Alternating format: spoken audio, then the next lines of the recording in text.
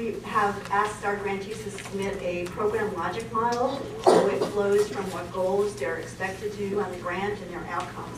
I think the difficulty we've had is looking at results versus looking at lessons learned. Just because somebody places 12 people in an employment over the course of a year, was that really a successful program? And we've tried to talk to our trustees, because oftentimes we'll say, okay, well you funded $20,000, it placed 5 people, cost $4,000 a person. We're saying, you can't just look at the numbers, because if they set up a whole program, there's some infrastructure and the staffing, so it's looking at how successful a program was for us goes beyond the hard numbers on paper.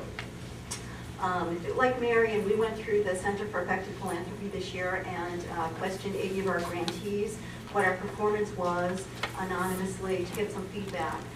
We also had the Healthcare Center at Rutgers come in that works a lot on workforce investment issues and actually read through our grants and see what the results were, how we're collecting information. And between the two organizations, has fed into changes within the grant, making that we're doing a little bit because we're in the middle of a strategic plan. Actually, one of the outcomes was that they told us we're unusual in a grant maker in that we have a very good relationship with our grantees, but sometimes we're asking too much reporting from some of our smaller grantees. So we've changed that to ask once a year rather than twice a year, for example, for some of our smaller grantees. And for our larger grants, we ask for external evaluators as part of the budget.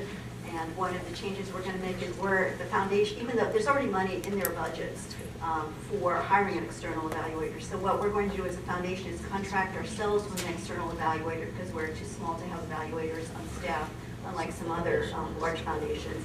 And we will provide evaluation help in constructing the projects, and critiquing the projects from day one to our large grantees. Those are grantees that receive $100,000 to $250,000 over 2 years, so it's up to $500,000 grant. And what we also are trying to do in the future is put together some best practices and lessons learned. That was another outcome of our own internal evaluation, that we collect a lot of information and we do read it. I know that's always a question, at least at our foundation. We read reports. I actually call people about results because sometimes there's a lot of questions that we have in the reports, but we really haven't put them together in one kind of a document that we can share with our grantees.